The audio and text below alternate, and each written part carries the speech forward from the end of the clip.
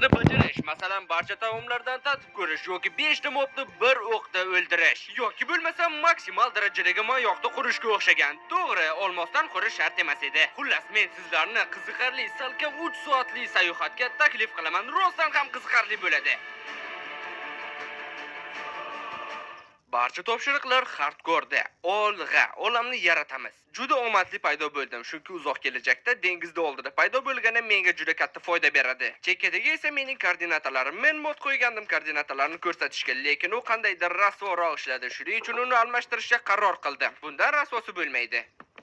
Yiqilgan daraxt bunaqasi Java Minecraftda bo'lishini bilmasdim. Bizning videomiz topshiriqlar bajarish haqida ekan, kelinglar birinchi topshiriqni bajaramiz. Tosh kovlash orqali. Lekin bu dunyoda sohildan tosh kovlashdan ko'ra ahmoqonaroq g'oya yo'qligini tushunib yetdim. Aytgancha hozir ekranning chap yuqori qismida ko'rib turgan narsangiz men nechta topshiriqdan nechtasini bajarganim. Hozircha bironta ham bajarganimiz yo'q. Videoni sifatli bo'lishi uchun 2K dolayotganimgami bilmadim, lekin videoning ba'zi bir joylarida qochishlar bor. Videoga shunaqa joylar tushib qolsa xafa bo'lmaysiz. Nima bo'lganda ham men kanyon topdim. Bu degani birinchi topshiriqni bajarishning vaqti yetib keldi. Tosh davri. Orqasidan shu zahoti tosh kirka yasab, ikkinchi topshiriqqa ega bo'ldim. Yangilanish. Faqat to'xtang, nega ular o'zbek tilida emas? Xo'sh, topshiriqlarni bajarar ekanmiz, hech bo'lmasa topshiriqlar o'zbek tilida bo'lsin, to'g'rimi? To'xtang, Minecraftga kirganimiz zahoti birinchi topshiriq bajarilgan ekan-ku. Ozgina tosh kavlaymizda qolgan tosh asbob-uskunalarni ham yasaymiz. Agar kanyon chuqurroq bo'lganda mening challenge'im shu yerda o'zida tugagan bo'lardi. Qishloq topish bilan omadim kelmagan bo'lsa ham, lekin qo'ylarni yaxshilab qirib, ovqat zaxirasini to'plab oldim. Lekin qishloq topsak baribir yomon bo'lmasdi. Qishloqni topish muammo emas, lekin men uni iloji boricha yaqinroqdan topishga harakat qilyapman, spamdan uzoqlashmaslik uchun. Birinchi kun o'z nihoyasiga yetdi. Paytdan foydalanib 4-topshiriqni ham bajaramiz. Alla bolam, alla yo. Qishloq qidiruvlari meni buzilgan portal oldiga olib keldi. Oltin blokni ola olmasam ham, lekin sandiq ichidagi narsalarni olishim mumkin. Bu ozgina temir, magnetit, oltin asbob-uskunalar va ya eng muhimi obsidian blokdir. Sababi uni olish ham bitta topshiriqni bajarish degani. Yana bir necha daqiqalik qidiruvlardan so'ng aytsam ishonmaysiz, men avantpost topdim. Bu uzoq kelajakda bizga aniq yordam beradi. Hozircha juda ham omadim kelyapti. Avantpost bor ekan, yaqin atrofda qishloq ham bo'lish kerak deb o'yladim va yonga qaraganimni bilaman. Qishloq, aynan shu menga kerak edi. Teoriya bo'yicha men hozirni o'zida nazarga otlanishim mumkin edi, lekin men speedrun qilmoqchi emasman. Asta-sekinlik bilan hammasini joy-joyiga qo'yib, ajdarni yutib, hamma topshiriqlarni bajarish bu mening maqsadim. Qishloq o'zi menga aynan ovqati uchun kerak edi. Bu qishloqda esa samon bilan hech qanday muammo yo'q edi. Umuman hech qanday, hattoki keragidan ham ortiq edi. 3 dona temir va bitta topshiriq uchun qishloq qo'riqchisini yo'q qilishga ham to'g'ri keldi. Temir tafti bizning 5-topshirig'imiz. Kech tushganda esa 2-tunni qishloqda o'tkazib yubordim. Hozircha mahluqlar bilan urushish menga kerak emas. Yana qishloqliklarni ham himoya qilish uchun edi bu. Magnetit bilan ham bir ajoyib topshiriqni bajarish mumkin, lekin buning uchun hozircha menda temir va redstone yetishmayapti. Lekin yaqin kelajakda bu topshiriqni albatta bajaramiz. Minecraftda speedrunlik qilib yutishga urinmayotgan ekanman, kelinglar o'zimga kichik bir uy quray. Agar meni anchadan beri kuzatsangiz, qanaqa uy qurayotganimni bilasiz.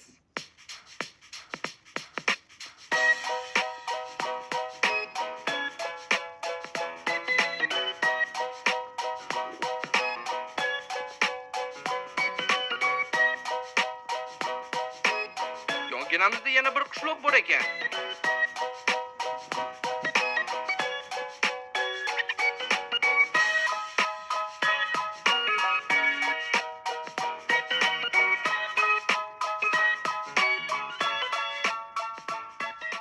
Uy qurishga resurslar to'playotganda uzoqda cho'kkan kemani ko'rib qoldim. Ichida balki qiziq narsa bordir deb borib tekshirib ko'rsam, rostdan ham bor ekan. Naqd bir dona olmos. Va bu olmosga ega bo'lish ham yana bir topshiriqni bajarish degani. Cho'kkan kemani oldida buzilgan portal ham bor ekan. Uning ichidagi oltin aslahalarni kiyib deyarli to'liq set to'pladim va oltin blokni ham oldim. Xo'sh, uy qurilishi uchun barcha kerakli narsalarni to'pladim. Endi qurilishni ham boshlasak bo'ladi. Boya aytganimdek, bu uy ko'pchiligingizga tanish, faqat bu safar uni sal kattaroq quraman. Ichiga ko'pgina sandiqlar ham o'rnatish mumkin bo'lishi uchun. Xo'sh, bildingizmi qaysi uy ekanligini?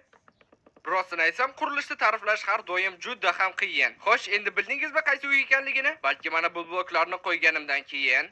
Afsus, bir donasi ortib qoldi. Ham mayli uni tashlab yuborsa ham bo'ladi. Ikkinchi qavatga chiqish uchun norvonni o'rnatamiz. Uyni sal kattaroq qurganligim uchun 2 ta eshik bo'la qolsin. Endi interyer bilan shug'ullanamiz. Verstak, pechka, oyda uchun qumni eritishga qo'yamiz. Qishloqdan ozgina yorug'lik o'g'irlaymiz va uni chiroyliroq yorug'likka aylantiramiz. Endi qolgan narsalarni ham o'rnatamiz. Albatta qizil yotoq va sandiqlar. Hammasi tayyordik, lekin bir narsa yetishmayapti va men bu nimaligini bildim. Shu zahotiyoq ana u yerda ortib qolgan narsa nimaga ortib qolgan ekanligini tushundim. Sababi u ortib qolmagan edi. Sababi uning maqsadi mana shu yerda menga stol vazifasini o'tash edi. Faqat eng muhimini unutibmiz. Eshiklar va albatta oyna. Oynasiz uy bo'lmaydi uy. Izohlarda uyga o'z fikringizni yozib qoldiring. Men esa o'z narsalarimni va nihoyat sandiqlarga solib, mana bu samondan non tayyorlashim mumkin. Xuddi ko'nglimdagidek uy chiqdi desam ham bo'ladi. Boya kemada bir dona olmos topgan ekanmiz. Kelinglar Minecraftga oxirgi versiyada qo'shilgan nayzani yasaymiz. Yanada yangiroq versiyaga o'tdim. Endi aniq nayza bo'lish kerak va mana bu Minecraftga qo'shilgan yangi qurol nayza va unga bog'liq topshiriq ham mavjud. Faqat men tushunmaganim, nega o'z cho'ntaklarida yuzlab tonnalarni ko'tarib yura oladigan Steve oddiy nayzani xohlaganicha tekis ushlab tura olmaydi. Kelinglar unda nayzani tekshirib ko'rsak. Paytdan foydalanib bu nayza qanday ishlashini tushuntirsam. Bu nayzada ikki xil zarba turi bor. Birinchisi keskin va qisqa.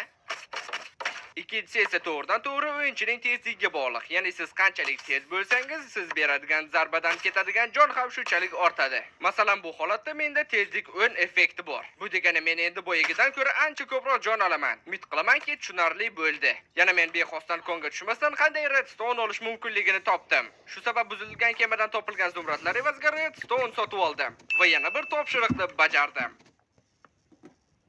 Redstone bor ekan va nihoyat kompas yasab magnetit bilan aloqador topshiriqni bajarishimiz mumkin. Endi men aniq o'yimni hech qachon yo'qotmayman. Sababi endi bu kompas faqat mana shu magnetitga ko'rsatadi, qayerda bo'lsam ham. Va bu koordinatalar ishlatishdan ko'ra ancha qulay.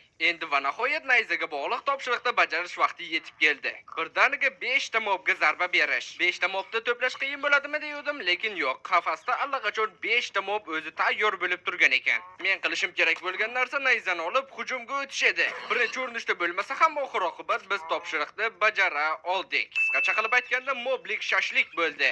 Nayzamning tabidan tatib ko'rishni xohlagan zombi tufayli biz yana bir topshiriq bajardik. Maxluq ovchisi. Hali bizni oldinda juda ham ko'p va juda ham qiyin topshiriqlar kutib turibdi. Masalan, Minecraftdagi barcha maxluqlarni o'ldirish. Tasavvur qilyapsizlarmi? Bular juda ham qiyin bo'ladi. Shuning uchun bizga yaxshiroq aslaha kerak bo'ladi. Hech bo'lmasa menikidan yaxshi. Undan ham yaxshi bo'ladi agar olmos aslahaga ega bo'lsak. Buning hozirgi vaqtda ikkita yo'li bor. Birinchisi qishloqliklardan sotib olish, ikkinchisi bo'lsa konga tushib kovlash va ularni sehrlash stoli orqali sehrlash. Hali beri ajdarni o'ldirish niyatimiz yo'q ekan, demak daraja muammo bo'ladi. Shu sabab birinchi variantdan foydalanishga majburmiz. Bu degani bizga juda ham ko'p zumradlar kerak. Yoki buning o'rniga mana bunday qilsak bo'ladi. Ko'rib turganingizdek, hozir u mana bu kitobda 22 ta zumradga sotyapti. Bu yaxshigina qimmat, lekin biz agar uni zombiga aylantiradigan bo'lsak, so'ngra bu zombi virusdan uni davolaydigan bo'lsak, u bizga minnatdorchilik sifatida o'z narxlarini tushirib beradi. Shu qadar tushirib beradiki, hattoki bittagina zumradga bizga kerak kitobni sotishi mumkin. Bu 22 baravar arzon. Bu bizga ko'pgina kitobni arzon narxda olish imkoniyatini beradi. Qishloqliklarni bemalol zombiga aylantirib, shu bilan birga davolash hammasi qulaygina bo'lishi uchun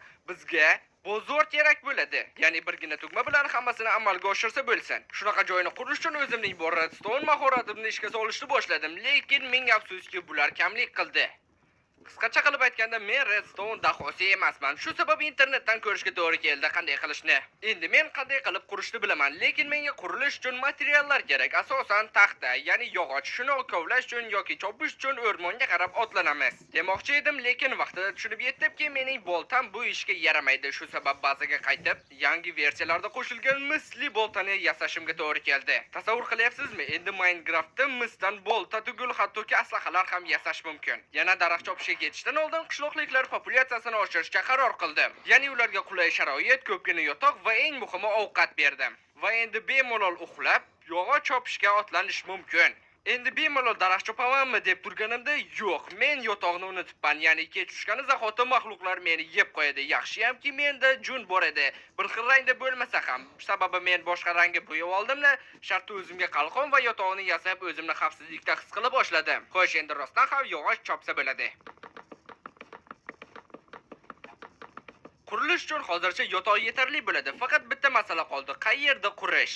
Mana bu yerda quray desam agar joy kamlik qilish mumkin deb o'yladim. Shu sabab yonda qurgan yaxshiroq. Yana oldimga sayohat qiluvchi savdo savdogar ham kelibdi. Albatta unda hech qanday foydali narsa yo'q edi, lekin baribir aytib qo'yay dedim. Qishloqliklar populyatsiyasini oshirish rejasi esa omadli tugadi. Mana shu yerda g'alati bir hodisa yuz berdi. Men uni yo'qolib qolmasin deb qayiq yasadim.